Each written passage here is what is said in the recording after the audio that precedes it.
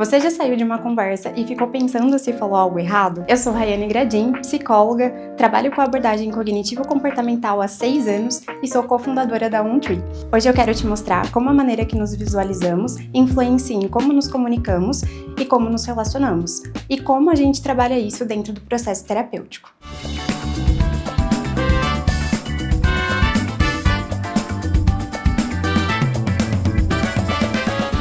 Remoer falas e conversas pode ser algo comum. A gente se prende na ideia do julgamento, mas a gente esquece o mais importante. O que eu compreendi desse diálogo? Compreendemos a partir da terapia cognitivo que não é a situação em si que nos gera um desconforto, mas é a interpretação que fazemos dela. E é a partir dessa interpretação que construímos a visão que temos de nós mesmos. Nossa autoimagem ela é construída desde a nossa infância. Beck traz a ideia de que a gente passa a entender como uma verdade absoluta aquilo que acontece no ambiente. Então, se você foi uma criança criticada constantemente, muito provavelmente você vai ter a ideia de que você é inadequado, que você é inconveniente ou que as pessoas não gostam de você. Você passa a colocar aquilo como significado de quem você é. Então, um exemplo. Se você foi essa criança que cresceu em um ambiente onde você era constantemente criticado, muito provavelmente, agora na vida adulta, quando você recebe uma crítica no trabalho, você não vai pensar que o seu chefe está dizendo que você é incapaz. Você já vai colocar o significado de que você é um fracasso. E é aí o erro de interpretação. Você traz a ideia do significado que aquela fala pode ter sobre você. Então, até aqui, a gente já pode compreender que a visão que você começa a ter desde a infância sobre quem você é, ela vai se perpetuando durante a sua vida toda. Se você não passa a olhar quais são os significados que você vai atribuindo das comunicações que você tem, das relações que você tem, você passa a acreditar que aquilo é uma verdade absoluta. Então você cria estratégias para ir confirmando essa ideia que você tem de você mesmo. Então vamos pensar que a gente vai olhar pela mesma paisagem. Eu vou ter uma visão e você vai ter outra visão, porque ambos temos experiências de vida diferentes e acreditamos que somos pessoas diferentes. Mas aqui é um ponto muito importante.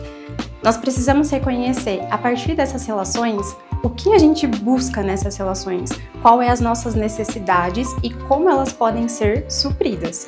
Todos nós temos necessidades básicas comuns, como autonomia, celebração, então realizações de sonhos, segurança emocional, empatia e também cuidados físicos e também espirituais, aquilo que a pessoa acredita que faça sentido para a vida dela. Eu costumo dizer aos meus pacientes que nós somos seres egoístas por natureza.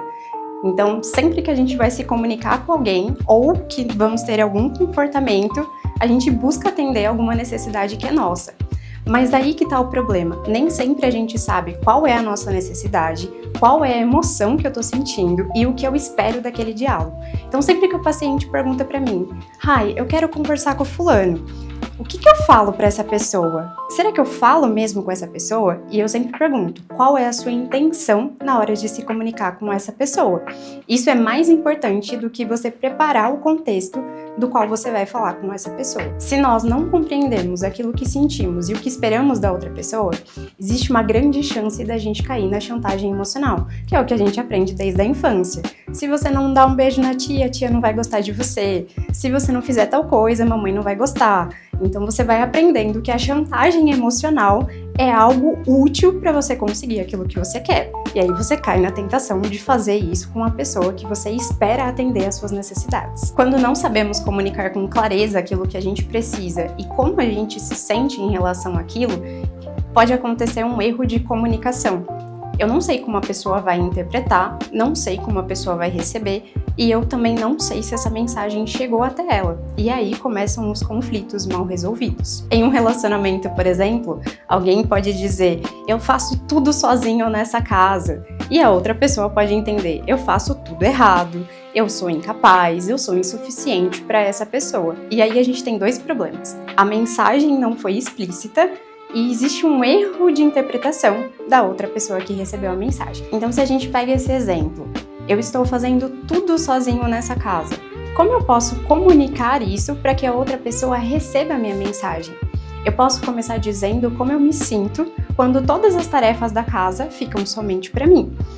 E aprender também a delegar as tarefas. Não é somente você assumir a responsabilidade de tudo e supor que todas as tarefas são sua responsabilidade. Então, primeiro eu vou dizer, eu me sinto sobrecarregada quando parece que todas as atividades de casa ficam somente para mim. Eu gostaria, e aí eu verbalizo a minha necessidade, eu gostaria que você me ajudasse com as tarefas de casa. E esse ajudar é sobre eu não vou pedir. Você convive comigo, então quais são as tarefas? Se para você é uma dificuldade compreender as tarefas que tem em casa, a gente pode listar e encontrar um meio termo para que ambas as necessidades, e isso é muito importante, tanto a minha quanto a necessidade do outro, elas precisam ser atendidas.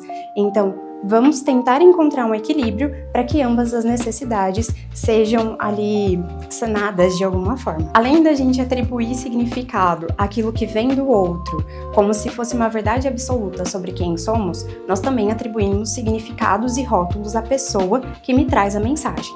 Então, por exemplo, se a sua mãe sempre criticou as suas escolhas, muito provavelmente tudo que vem dela você vai receber como uma crítica. Isso aconteceu na infância. Agora, você vive a questão com o seu chefe. Toda vez que o seu chefe te traz uma demanda, você interpreta como ele acha que eu sou incapaz, ele me cobra demais, ele me sobrecarrega. A sua interpretação passa para outros contextos. Da mesma forma, num relacionamento, se eu interpreto que eu sou insuficiente para essa pessoa, que eu não faço nada direito, ela pode entender que tudo que vem dela, dessa outra pessoa, é um significado de que ela está dizendo que você é um inútil. Então, quando eu me sinto ameaçado por essa pessoa, então eu já atribuí um significado nela, já atribuí um significado em mim e na nossa relação, eu posso entrar no modo defesa. Eu vou me sentir como um bicho ferido. E bichos feridos, quando se sentem atacados, ou eles atacam, ou eles recuam, ou eles ficam em silêncios recuados.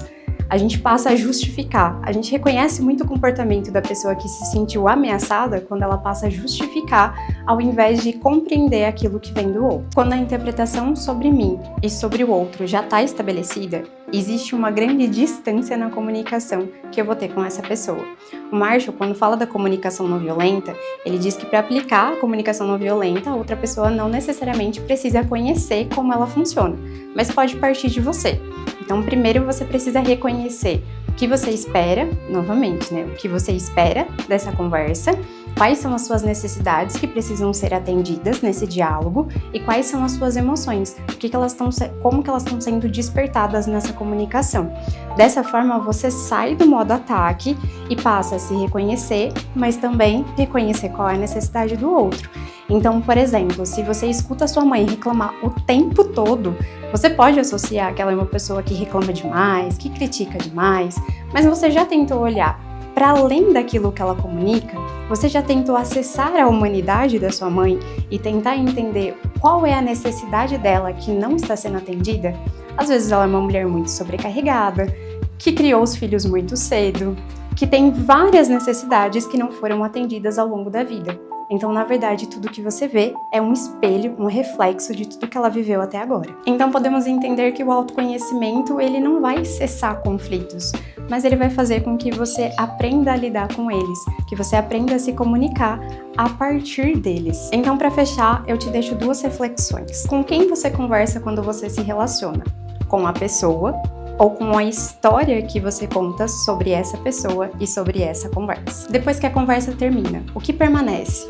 O diálogo e o que você aprendeu com esse diálogo ou a autocrítica? Se essa reflexão fez sentido para você, acompanhe os próximos conteúdos. E se você é estudante ou profissional de psicologia, venha fazer parte da OnTree.